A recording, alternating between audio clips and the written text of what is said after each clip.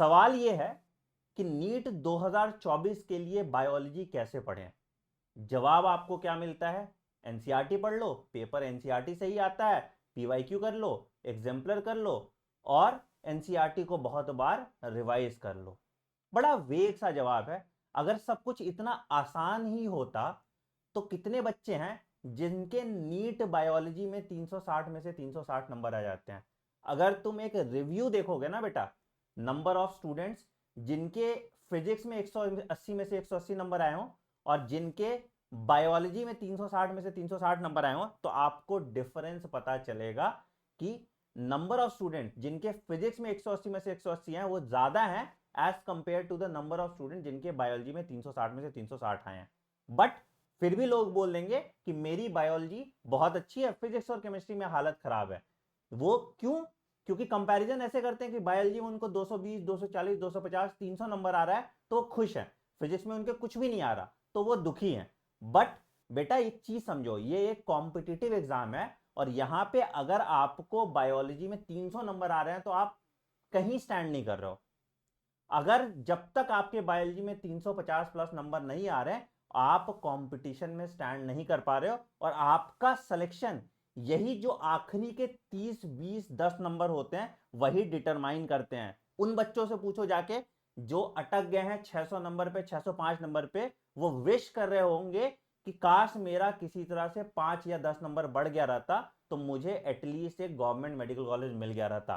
तो आज का वीडियो बहुत ध्यान से देखिएगा और समझिएगा कैसे पढ़नी है एनसीईआरटी बायोलॉजी। मैं चैप्टर बाय चैप्टर असेसमेंट बताऊंगा आपको और मैं इंश्योर कराऊंगा आपको कि आपने अगर इस स्ट्रैटेजी को फॉलो किया तो सेल्फ स्टडी से आप बायोलॉजी में 360 में 360 मार्क्स ला पाएंगे और एक एक चैप्टर को कैसे कवर अप करना है और कैसे 10 बार रिवाइज करना है वो भी समझ पाएंगे। तो बिना स्किप किए इस वीडियो को पूरा देखिएगा।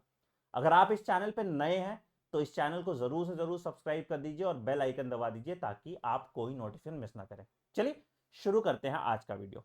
सबसे पहला जो प्रॉब्लम है कि नीट 2022 का बायोलॉजी का सिलेबस क्या है, क्या ये पुरानी एनसीईआरटी से है या ये नई एनसीईआरटी से, वो क्लैरिटी अभी तक आपको नहीं मिली है। तो उसके बारे में हम बात कर लेते हैं कि बायोलॉजी का सिलेबस आखिर क्या है, नई एनसीईआरटी की सिलेबस है या पुरानी एनसीईआरटी का सिलेबस है। देखो टेक्निकली होना क्या चाहिए बेटा, होना यह चाहिए कि जो नीट 2024 का एग्जाम होगा वो नई एनसीईआरटी के हिसाब से होगा। बट अगेन अभी कोई ऑफिशियल अपडेट एनटीए से नहीं आया है, तो नो अपडेट बाय एनटीए। ठीक है, तो आपको क्या करना चाहिए, आपको क्या करना चाहिए सर?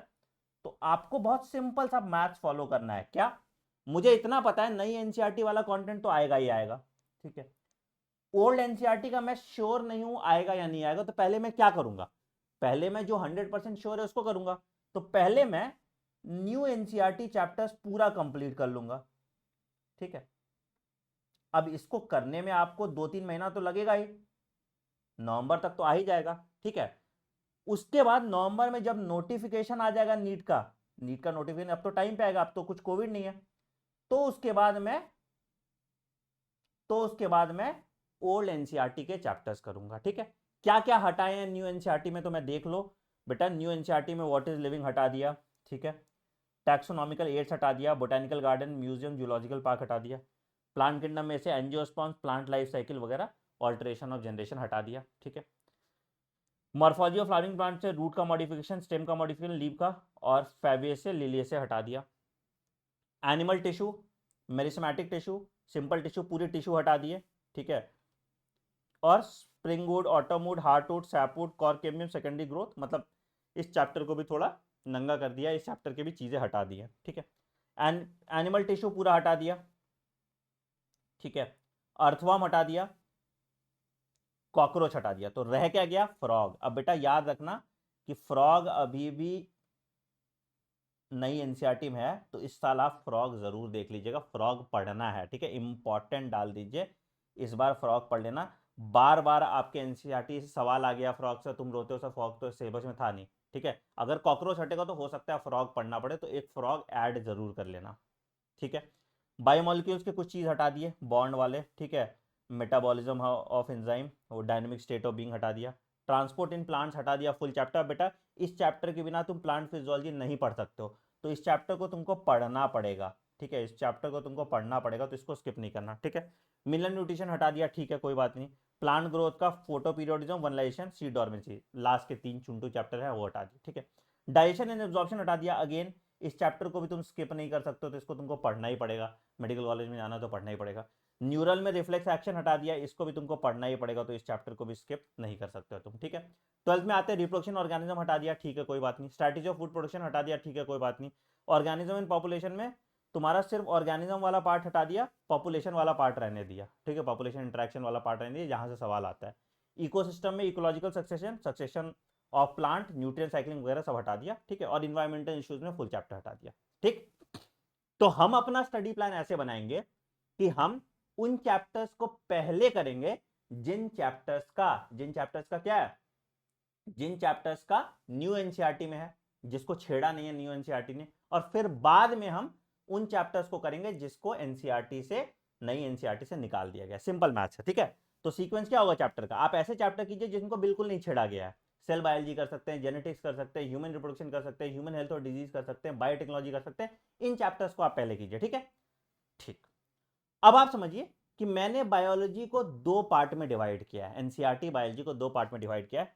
एक है आपका रट्टाफिकेशन चैप्टर्स, जिसको याद करना पड़ता है, जिसमें कुछ एनसीईआरटी से घुसा के सवाल नहीं निकालते, जिसमें बहुत इजी सवाल आते हैं, और आपको आता है तो वो सही होगा, नहीं आता है तो गलत होगा। बहुत सिंपल सा मैथ्स है इन चैप्टर्स में, ठीक है। तो इनको हम कहते हैं रट्टाफिकेशन चैप्टर्स। और इस रट्टाफिकेशन चैप्टर का बस सिंपल सा मैथ है, कैसे पढ़ना है आपको, कैसे पढ़ना है, तो चैप्टर वाइज आप समझो कि कैसे आपको इन रट्टाफिकेशन चैप्टर्स को करना होता है।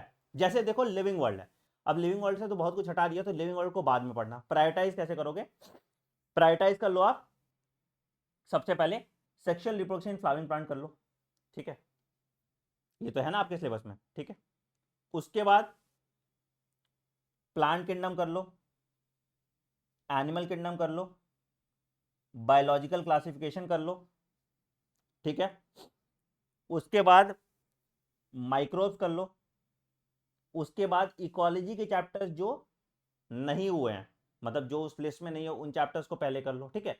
और उसके बाद फिर आप इन चैप्टर्स को टच करना जो चैप्टर्स आपके आ गए, जैसे प्लांट मॉर्फोलॉजी फिर टच कर सकते हो, ठीक है, उन चैप्टर्स को टच करना। बट पहले सीक्वेंस में ऐसे चैप्टर्स करो जो चैप्टर्स आपके न्यू एनसीईआरटी के हिसाब से है, तो वैसे करो, ठीक है। वैसे भी रट्टाफिकेशन जो चैप्टर्स होते हैं इनको बाद में पढ़िए, ठीक है। पहले कॉन्सेप्चुअल चैप्टर्स आपको पढ़ने हैं, बाद में रट्टाफिकेशन चैप्टर्स पढ़ने हैं, तो ये इसको लेटर बाद में पढ़िएगा, ठीक है। पहले कॉन्सेप्चुअल चैप्टर्स करिएगा, मैं दिखा दूंगा कॉन्सेप्चुअल चैप्टर्स की लिस्ट, ठीक है। तो पहले कॉन्सेप्चुअल चैप्टर्स को करना है, फिर रट्टाफिकेशन चैप्टर को करना है, ठीक है। अब करना कैसे होता है रट्टाफिकेशन चैप्टर, मतलब कि सर क्या एनसीईआरटी पढ़ लूं, बिल्कुल एनसीईआरटी ही पढ़िए। इन चैप्टर्स में आपको बिल्कुल दिमाग लगाने की जरूरत नहीं, यहां पे सिर्फ एनसीईआरटी आप पढ़ लेंगे तो काम आ जाएगा। अब बोलोगे सर आप भी तो दूसरे लोगों की तरह बात करो, सिर्फ एनसीईआरटी पढ़ लोगे, सिर्फ एनसीईआरटी ही तो पढ़ रहे हैं। बट बेटा देखो तरीका होता है, अब एनसीईआरटी ने सब कुछ हौच पौच तरीके से, अगर एनसीईआरटी कोई चैप्टर देखोगे तो एकदम पैराग्राफ के फॉर्म में सब कुछ दिया रहता है, ठीक है। बट अगर मान लो मैं एनिमल किंगडम पढ़ रहा हूं, ठीक है, अगर मैं एनिमल किंगडम में ऐसा टेबल बना लू, देखो level of organisation, symmetry, germ layer, habit and habitat, digestive system, respiratory system, circulatory system, level of organisation, symmetry, germ layer वगैरह, सर्कुलेटरी सिस्टम, ये तुम्हारा मैंने सेम ही डाल दिया, जो भी है, ठीक है। तो अगर इसमें और भी ऐड कर सकते हो तो कर देंगे, बट एनीवेज इतने पे ही समझ जाओगे तुम, ठीक है। तो अब मैं क्या कंपैरेटिव स्टडी कर रहा हूं, तो मुझे अच्छे से याद हो जाएगा कि भाई प्लैटीहेल्मिंथस तक एसिलोमेट था, फिर सीडोसिलोमेट आ गया आजकल में, बाकी सारा सिलोमेट हो गया, ठीक है। मुझे पता है पॉरीफेरा में सेलुलर है, फिर टिश्यू है, फिर ऑर्गन है, फिर ऑर्गन सिस्टम है। मुझे पता है कि यहाँ पे रेस्पिरेटरी सिस्टम नहीं है, फिर बाद में आ गया। डाइजेस्टिव सिस्टम इनकम्प्लीट है, फिर बाद में आया। तो अगर आपने कंपैरेटिव स्टडी किया प्लांट किंगडम और एनिमल किंगडम के लिए, प्लांट किंगडम और एनिमल किंगडम के लिए, तो आपको ऐसा याद होगा, आप कभी भूलोगे नहीं, ठीक है। फिर एग्जाम्पल्स के लिए अलग एक टेबल बना लो, मैंने दूसरे स्लाइड में एग्जाम्पल्स का रखा था, बट गायब हो गया वो स्लाइड, तो कोई बात नहीं।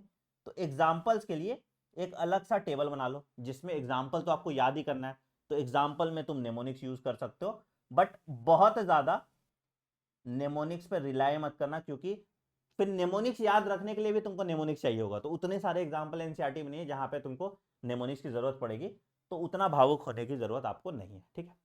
तो ऐसा एक एग्जाम्पल मैंने दिया, कंपैरेटिव स्टडी कर सकते हो, ठीक है। दूसरा, अगर मान लो एग्जाम्पल का मुझे कुछ बनाना है तो मैं क्या करूंगा, मैं फ्लैश कार्ड बना लूंगा, ठीक, या मैं पॉइंटर्स बना लूंगा, कोई अगर चीज मुझे याद करनी है, ठीक है। तो सिंपल है, आप इसका क्या कीजिए, एकदम ग्राफिकल, हाईली ग्राफिकल नोट, जैसे मैं एग्जांपल दिखाता हूं तुम्हें, सपोज मान लो ह्यूमन इवोल्यूशन दिखाना है, ठीक है। अब ह्यूमन इवोल्यूशन एनसीईआरटी में एक डब्बा सा चैप्टर है, देखा होगा आपने। अब देखो मैंने अगर उसको सिंपल सा सुंदर तरीके से बना दिया तो क्या है, सिंपल तुमको पढ़ने में आ रहा है, 15 मिलियन साल पहले ड्रायोपिथेकस और रामापिथेकस आया, ठीक है। ड्रायोपिथेकस एप लाइक था, रामापिथेकस मैन लाइक था, ठीक है।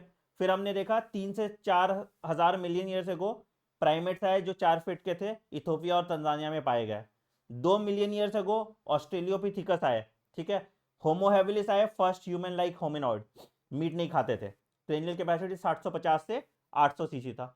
1.5 मिलियन ईयर्स एगो होमो इरेक्टस आए और इनका क्रेनियल कैपेसिटी बढ़ गया और ये मीट खाते थे, ठीक है। फिर उसके बाद 1 लाख साल पहले निएंडरथल आए, क्रेनियल कैपेसिटी 1400 सीसी था, ईस्ट और सेंट्रल एशिया में रहते थे, बॉडी को अपने हाइट से प्रोटेक्ट करते थे और डेड को बरी करते थे।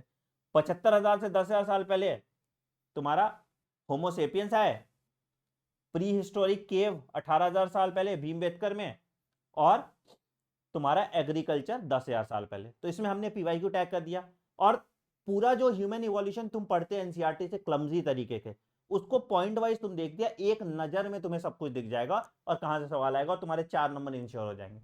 तो इजी नोट्स बनाइए। तो आपको क्या करना है, एनसीईआरटी पढ़िए, आप क्या कीजिए, ठीक है, सिंपल सा जी, आप क्या कीजिए, आप एनसीईआरटी लाइन बाय लाइन पढ़िए, ठीक है। तो पहले आपने क्या किया, एनसीईआरटी रीडिंग किया, ठीक है, बहुत अच्छी बात, आपने एनसीईआरटी रीडिंग कर ली। उसके बाद आपने एक पैराग्राफ, सिर्फ एक पैराग्राफ की बात करें, एक पैराग्राफ, ठीक है। अब उसी एनसीईआरटी के पीछे एक खाली पेज लगाइए और उसके पीछे लिखिए एनसीईआरटी पॉइंटर्स। जहां जरूरत है माइंड मैप बना लीजिए, जहां जरूरत है फ्लैश कार्ड के फॉर्म में लिख लीजिए, जहां जरूरत है पॉइंट वाइज लिख लीजिए। तो एनसीईआरटी पॉइंटर्स, या आप उसको नोट्स कह सकते हैं, वो बनाइए, ठीक। अब उसके बाद आप उसकी पीवाईक्यू पढ़ रहे होंगे, तो आपने पीवाईक्यू पढ़ा, तो जब पीवाईक्यू की किताब आपको मिल जाती है टॉपिक वाइज, ठीक है, पीवाईक्यू की किताब आपको मिल जाती है टॉपिक वाइज, ठीक है। मेरी भी किताब आएगी 1 जुलाई को पीवाईक्यू की टॉपिक वाइज, है ना, 1 जुलाई को, जिसमें सिर्फ रेलेवेंट पीवाईक्यू, जो फालतू पीवाईक्यू के क्वेश्चन थे 37 साल वाले सब हटा दिए, सिर्फ रेलेवेंट पीवाईक्यू, रेलेवेंट क्वेश्चन, उन रेलेवेंट क्वेश्चन को मैंने ऐड किया, तो वो पीवाईक्यू किताब आपको मिल जाएगी अभी 1 जुलाई को ही आपको मिल जाएगी, 1 जुलाई को, ठीक है। आप वेट लिस्ट ज्वाइन कर सकते हैं क्योंकि सिर्फ 5,000 किताब है, तो वेट लिस्ट आपको मिल जाएगा fundabox.in। मैं दिखा देता हूँ आपको, fundabox.in पे, एक सेकंड में दिखा देता हूँ आपको। fundabox.in कैंसिल, कहाँ गया, fundabox.in, है ना।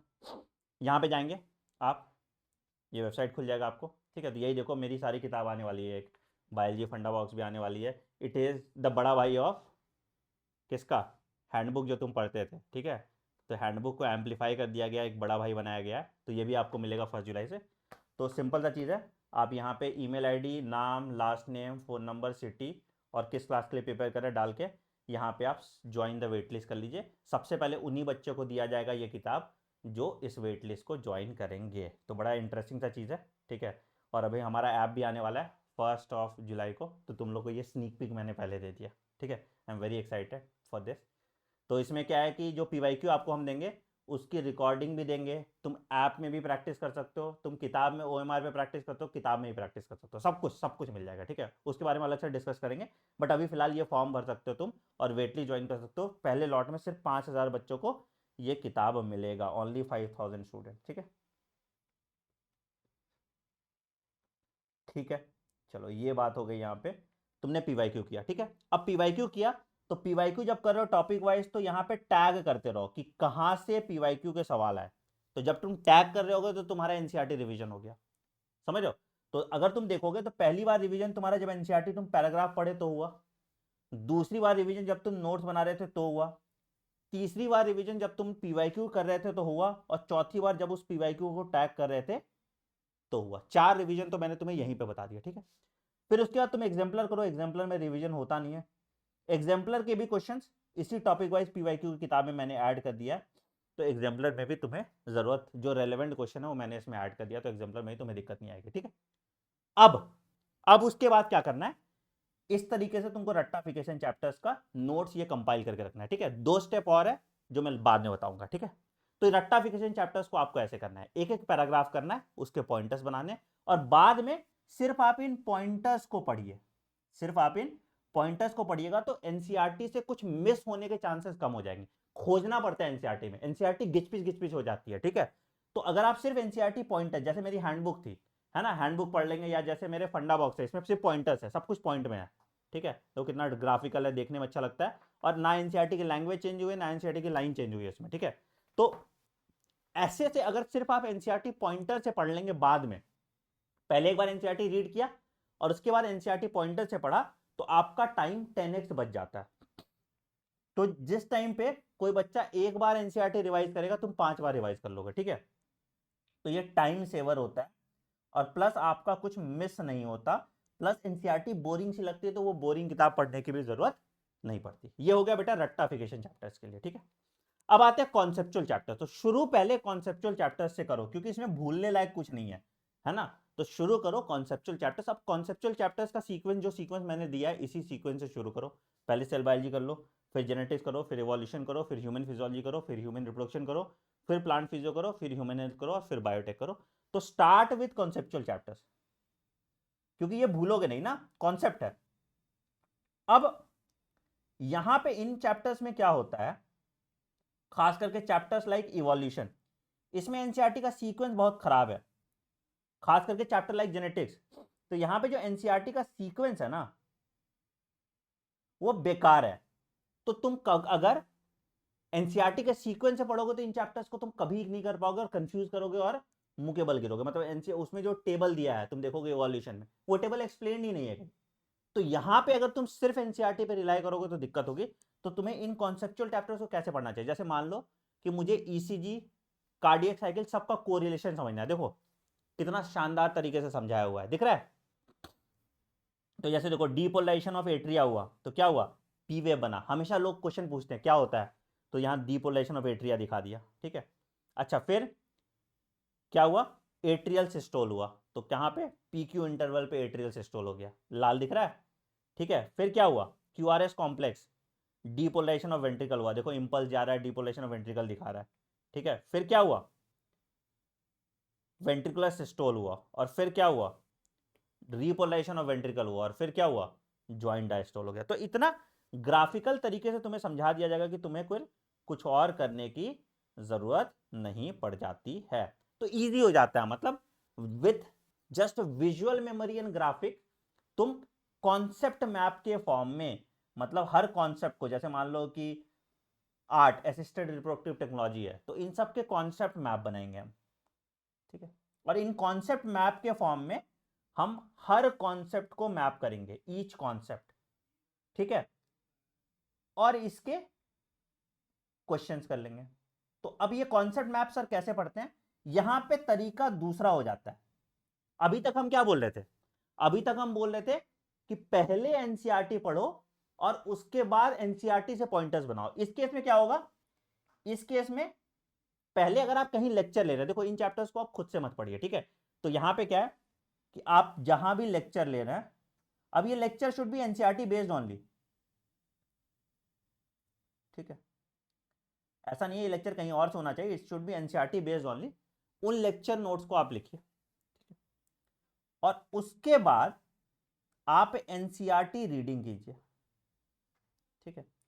अब एनसीईआरटी रीडिंग में ना तुमको कुछ कंट्रोवर्सीज दिखेंगी, हर लाइन का एनसीईआरटी कुछ कंट्रोवर्सी दिखाएगा, ठीक है, उसको ऐड कीजिए।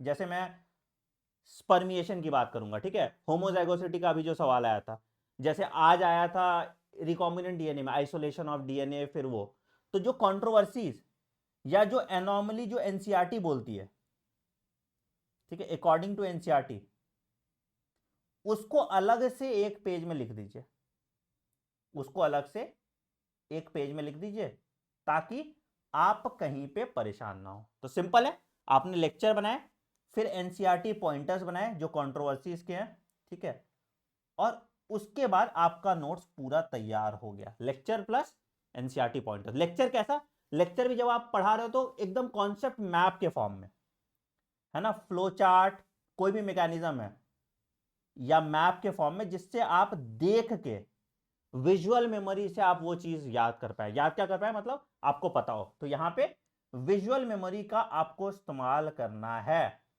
तो ये तुम्हारा परफेक्ट नोट्स बन जाता है। ठीक है, मैं तुम्हें जैसे एक बेसिक सा एग्जांपल दिखाता हूं।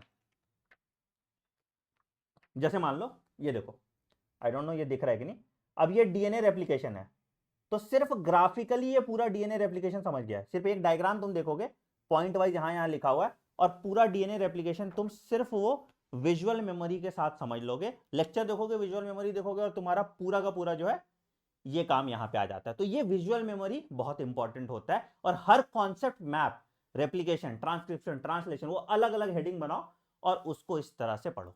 ठीक है, तो इससे भी क्या हुआ तुम्हारा, जब तुमने लेक्चर देखा तो एक बार रिवीजन हुआ, ठीक है, जब तुमने एनसीईआरटी रीड की तो दूसरी बार हुआ, जब तुमने एनसीईआरटी के पॉइंटर्स बनाए रीड करके तो तीसरी बार हुआ, फिर अगेन यहां पे तुमने इसके पीवाईक्यूज करने हैं, अगेन रेलेवेंट पीवाईक्यू, और इसके एग्जाम्पलर करने हैं, रेलेवेंट एग्जाम्पलर। ठीक है, अब यहां पे दो स्टेप और ऐड करने हैं आपको। कौन से वो दो स्टेप है वो मैं दिखाता हूं बेटा। सबसे पहला, मेकिंग शॉर्ट नोट्स पे तो हमने बात कर लिया, तो हटा देते हैं। पीवाईक्यू एंड एग्जाम्पलर पे बात कर लेते हैं। पीवाईक्यू एंड एग्जाम्पलर में आपको क्या है भैया, relevant PYQ, relevant PYQ for last 30 years.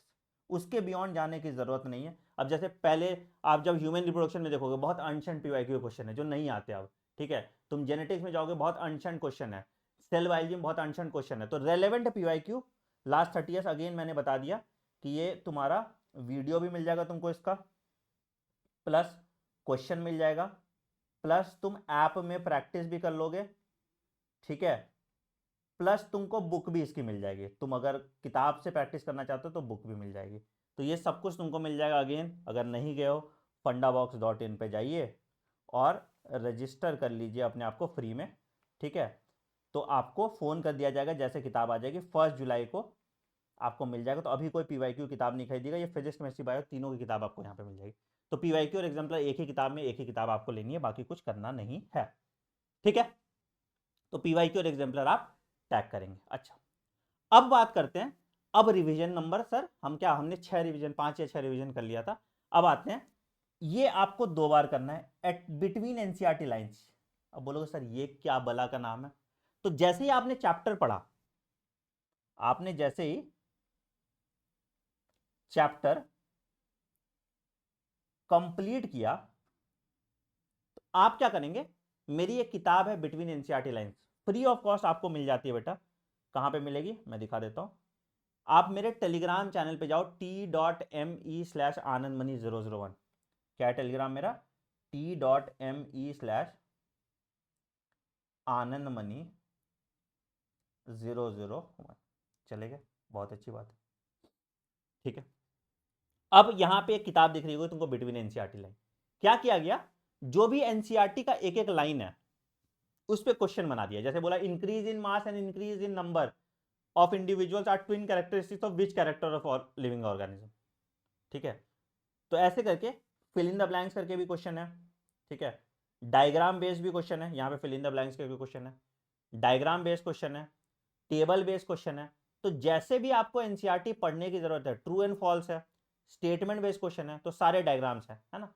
तो इस किताब को आप 2 बार सॉल्व करेंगे, इस किताब को आप 2 बार सॉल्व करेंगे। इस किताब का प्रिंट आउट निकाल लीजिए आप, और इस किताब को आप 2 बार सॉल्व करेंगे, तो आपका एनसीईआरटी रिवीजन हो जाएगा। तो चैप्टर कंप्लीट किया आपने, अब इस किताब को आपने 2 बार रिवाइज किया तो किताब का प्रिंट आउट निकाल लीजिए, ठीक है, और क्या कीजिए, पेंसिल से लिखिएगा, एक बार फिर मिटा लीजिएगा, फिर पेंसिल से लिखिएगा, एक बार फिर निकाल लीजिएगा, तो 2 बार इस किताब को आप रिवाइज करेंगे, ठीक है। तो आपका 8 रिवीजन हो जाएगा, ठीक। अब क्या करेंगे आप, उसके बाद मेरी एक और सीरीज है जिसको हम कहते हैं बायोलॉजी चीट शीट, ये भी मैं दिखाता हूं चीट शीट कहां पे होता है, ठीक है। ये देखो, इसने क्या किया है, ये ऑलरेडी वीडियो यूट्यूब पे तुमको मिल जाएगा, ठीक है। इसका पीडीएफ भी अगेन मेरा टेलीग्राम चैनल t.me/anandmani01 पे है। तो एनसीईआरटी के हर पेज से, हर लाइन से सवाल बनाया, हर पेज से, हर लाइन से सवाल बनाया, और इसकी वीडियो एनालिसिस भी तुमको देखो, ये ऑलरेडी पढ़ाया हुआ है। तो बायोलॉजी चीट शीट करके एक मेरी प्लेलिस्ट है, जिस चैप्टर का पढ़ना चाहते हो उस चैप्टर की प्लेलिस्ट पड़ी होगी, आप एक एक वीडियो उसका देख सकते हैं, सवाल अपने से सॉल्व कीजिए, जिस सवाल में डाउट हो उसमें ये वीडियो देख सकते हैं। ये भी आपको पीडीएफ मेरे टेलीग्राम चैनल t.me/anandmani001 पे मिल जाएगा। तो इस बुक को भी आप 2 बार सॉल्व कर लीजिए, बायोलॉजी चीट शीट को भी 2 बार सॉल्व कर लीजिए। इसमें अराउंड 3000 क्वेश्चन होंगे, उससे ज्यादा नहीं होंगे, ठीक है। 3000 क्वेश्चन है on every NCERT line, on every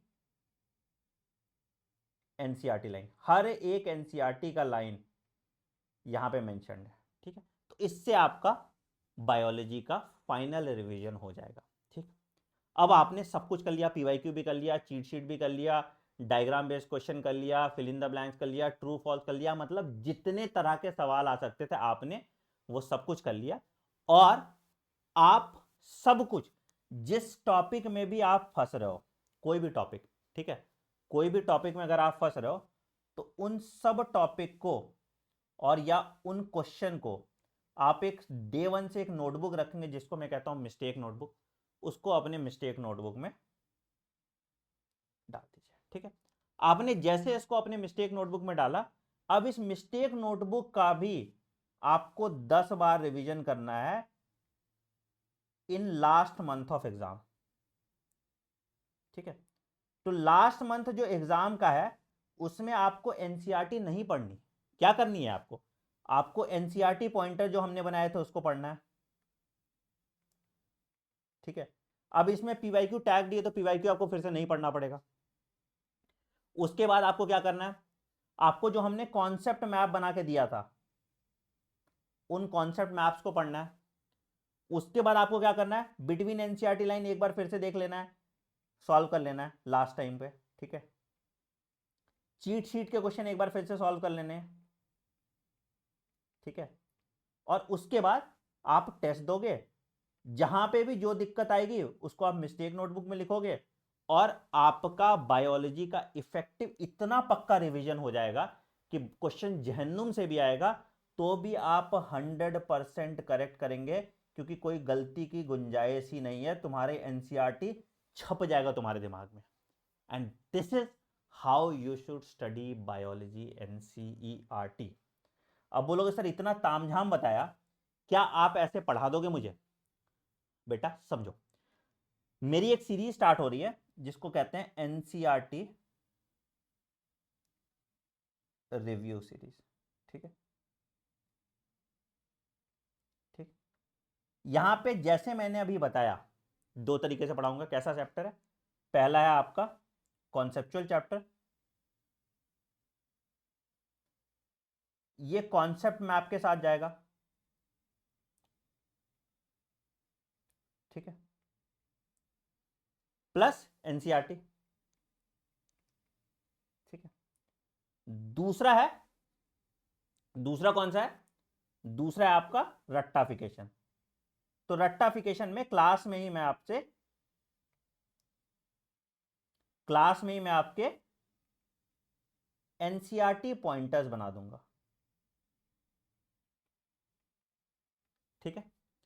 और पीवाईक्यू का वीडियो मिल जाएगा आपको रेलेवेंट, और एग्जाम्पलर का वीडियो मिल जाएगा आपको रेलेवेंट। बट अगेन इसके बियॉन्ड आपको चीट शीट यूट्यूब पे ऑलरेडी प्रेजेंट है, उसको फिर से नहीं करा रहे हैं, तो चीट शीट आप डाउनलोड करेंगे, ये वीडियो यूट्यूब पे आपको मिल जाएगा मेरे, ठीक है। और बिटवीन एनसीईआरटी लाइन, ये वीडियो भी आपको मेरे यूट्यूब पे ऑलरेडी मिल जाएगा। तो जो चैप्टर आपका खत्म होते जाता है, आप चीट शीट और बिटवीन एनसीईआरटी लाइन देखते रहिए। इसको आप क्लास में करो, ठीक है, और ये रिवीजन आप सेल्फ कर लो। कहाँ होगा सर ये? तो ये होगा बेटा मेरे ऐप पे और मेरे वेबसाइट पे, जिसका नाम है anandmoney.in, ठीक है, anandmoney.in पे, ठीक है। 299 रुपीज़ का ये कोर्स है। जानबूझ के मैंने 299 रुपये कुछ होता नहीं है, मैंने क्यों रखा है 299? क्योंकि कचरा बच्चा नहीं आएगा, जो टाइम पास करने वाला बच्चा नहीं आएगा। अगर तुमने 10 रुपये भी दिए हैं तो मुझे पता है कि तुम सिंसियर हो, तभी तुम आ रहे हो। तो वही बच्चा आना जो सिंसियर है इस सीरीज में, ठीक है। तो बैच इसका 20 जून से स्टार्ट हो रहा है। पहला क्लास जो है इसका यूट्यूब पे हो रहा है, ठीक है। तो इसको कंप्लीट सिर्फ कर लोगे तो बायोलॉजी में 360 मार्क्स गारंटीड है। बायोलॉजी में 360 मार्क्स गारंटीड है। बुक अगर आपको चाहिए, जैसे हैंडबुक है और जो भी पीवाईक्यू की बुक है, जो ये बायोलॉजी फंडा बॉक्स है ये वाली बुक, और पीवाईक्यू की जो किताब है, उसके लिए आप वेटलिस्ट ज्वाइन कर लीजिए। सिर्फ 5,000 कॉपीज उस किताब की है जो फर्स्ट ड्राफ्ट में मिलेगा। तो उन्हीं बच्चों को पहले मिलेगा जो उस वेट लिस्ट में रजिस्टर्ड होंगे। On that note I am ending this video. इतना इलैबोरेटिव वीडियो एनसीईआरटी पढ़ने पे आपको कहीं मिला होगा तो ज़रूर बताइएगा मुझे। और अगर आप इसको फॉलो कर लेते हैं रिलीजियसली तो आप गारंटीड, मैं बता रहा हूं ना, गारंटीड 360 मार्क्स लाएंगे, ठीक है। और ये यहाँ पे जो 20 मार्क्स का आपको एडवांटेज मिलेगा वही आपका सिलेक्शन कराएगा, ठीक है। आई होप ये वीडियो आपको पसंद आया होगा। वीडियो पसंद आया तो वीडियो को लाइक कीजिए, चैनल को सब्सक्राइब कीजिएगा और बेल आइकन दबा दीजिएगा ताकि आप कोई नोटिफिकेशन मिस ना करें। कमेंट सेक्शन में ज़रूर बताइएगा ये इनिशिएटिव कैसा लगा, और अगर कुछ अच्छे कमेंट्स आते हैं तो हम 100 बुक्स का गिव अवे करेंगे। 100 पीवाईक्यू का गिव अवे करेंगे। तो कुछ नहीं करना आपको बस कमेंट कर देना है इस वीडियो के नीचे, और रैंडमली हम जनरेट करेंगे और 100 पीवाईक्यू बायोलॉजी का हम इसको गिव अवे करेंगे 1 जुलाई को, ठीक है। तो उससे पहले आपको यहाँ पे कमेंट करना है, हमारी टीम उस कमेंट को सेग्रीगेट करेगी, ठीक है, और आपको 100 पीवाईक्यू का गिव अवे करा देगी। आई होप ये वीडियो पसंद आई होगी आपको। वीडियो को लाइक कर दीजिएगा, चैनल को सब्सक्राइब कर दीजिए और बेल आइकन दबा दीजिए ताकि आप कोई नोटिफिकेशन मिस ना करें। मिलते हैं अगले वीडियो में। Take care, bye bye, have a great day, thank you.